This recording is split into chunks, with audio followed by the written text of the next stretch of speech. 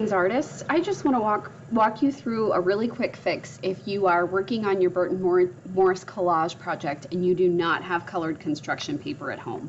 The very first thing that I would do, if that were the case for me, would be to make my own colored paper.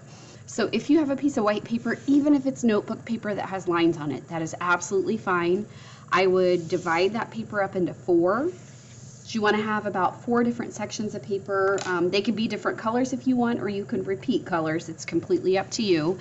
And then I would just take a color tool. Doesn't matter if it's crayon, colored pencil, marker, whatever you have at home. And you're just going to add color to your paper. I've got something under my paper apparently that made a print. So it doesn't even really have to be colored super neatly. Just so long as you get some color down on your paper so that you aren't just using white on white for your collage. That will not work very well. You won't have a very successful project if all you have is white paper. Your other option, as I mentioned in our conference this morning, would be that you could also use recycled paper that you have, so like newspaper or maybe magazine. Just really whatever you have at home will work for this project. So I'm going to finish coloring these last 2 squares. Wonder what is under my paper, making that mark. Okay, let me choose one more color. I'm going to choose yellow. Be a nice light color. All right, now I would be ready to cut my paper up now that I have 4 separate colors of paper. So I'm just going to cut right on those lines. And then I would have 4 sections of paper that I could then go watch the demo video to create the project with. Or I can just walk you through the steps really quick. So I'm going to put one section down as my background. I'm going to choose green. And then I'm going to pick another color that I want to be kind of like, it's going to kind of make a frame on my background. So I'm just going to flip this over and I'm going to make some zigzags. You do not have to draw these. If you want, you could just start cutting your paper. But I know most students feel a little more comfortable drawing things first. All right. So after I've drawn zigzag lines, I'm going to go in here and I'm going to fix this because I don't like how it's lining up. There we go. I like that better. So I'm just going to go in and I'm going to cut on these zigzag lines. And you'll notice that I'm just cutting from the outside to the center of the point because then my pieces of extra paper will fall out. So I don't have to cut like this and be moving my paper back and forth. I'm just going to cut from the edge to the center. And then those pieces should fall out nice and neat for me. So I'm just going to do this all the way around. And again, you can either continue watching my demo or you can watch the demo that I've already posted on our Schoology page, or you can watch both and decide which one you would like to try. I'm also going to do hearts for the shape, but again, you are welcome to use any kind of shape or subject matter as long as it's appropriate for school. So I'm just going to keep working my way through. And then I'll have to just do a little cleanup with all these little scraps that I'm making on my workspace. That is part of being an artist, is cleaning up after yourself. So anytime you make a mess, you gotta clean it up. And art can sometimes be messy. For me, that's part of the fun of it. But I just always take a moment and clean up after myself when I'm done.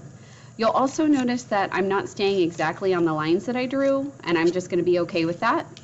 That does not bother me at all. Okay, now I'm just going to kind of scoot all the scraps off to the side because I might still need them again later. I might use those for some of my little details. Okay, remember this is going to be a frame inside my background, so I'm just going to put a little bit of glue. I can use liquid glue or glue stick, It's whatever I have at home. If I don't have glue, tape would work also. So I'm just going to lay this inside my background like that. All right, so now I've got a red frame or a green frame with a red background on top of it there. Now I'm going to take my other 2 colors of paper that I have, or if I only have 2 colors, that's fine. If I did 2 squares, 1 color, that's absolutely fine. I'm going to fold this in half, because remember I'm going to make hearts. So I'm going to make 1 large heart on this yellow piece of paper, and just a reminder that to make a heart, I need to take my paper, I'm going to fold it in half and make sure I'm on the fold. I'm going to draw what's kind of like a raindrop shape. It's going to go up and around and then straight down. Both the start and the finish of that line have to be on my fold because that's what's going to make it symmetrical. And then I'm going to hold the paper shut and I'm going to turn and cut until I have my heart cut out. And then I open it up and I've got a symmetrical heart. So this symmetrical heart can go right in the center. This kind of feels big to me. I don't like how big it is. It feels like it's going to take up too much of my paper. So I'm actually going to cut my heart just a little bit smaller. There we go. I like that better. I'm going to put some glue on the back. And my largest heart is going to go in the center, like this. And then I'm going to cut a few hearts out of my blue paper. So I'm actually going to cut this paper in half so I can make some smaller hearts. I'm going to fold it in half again after I cut. Remember, I'm drawing right on my fold, and I'm going to draw 2 hearts. I'm going to draw one that's kind of tall and skinny and one that's a little shorter and wider. So that's what my shapes look like on my paper. And then I'm going to turn and cut right on those lines. Turn and cut right on those lines. Set that aside because I might still need it. I'm going to open these up. See, they're going to be little tiny hearts that are going to go around in the background. So since these are so much smaller, I'm just going to put a little dot of glue right on my background. And then I'm going to drop my heart into the glue.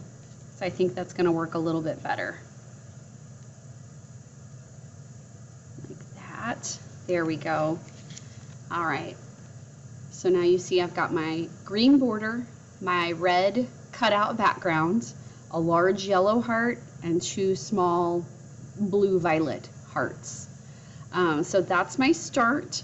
Next, I'm just going to add a couple little shiny details with the white. So even though I colored blue on this, I'm going to flip it over and I'm going to draw kind of a crescent shape. So this is what it looks like on my paper. And I'm keeping my paper folded in half. And I'm just going to turn and cut right on those lines, but I'm holding my paper together, so I'm actually going to cut 2 out at once. And these are going to remain white. Whoop. I'll put a little bit of glue right here on my paper, just like that. So now my yellow heart has a little shiny. So again, this is just a way to problem solve if you don't have colored construction paper at home. Please feel free to also take a peek at that video that I already shared if you want to see how she does it with colored construction paper, and I cannot wait to see what you create.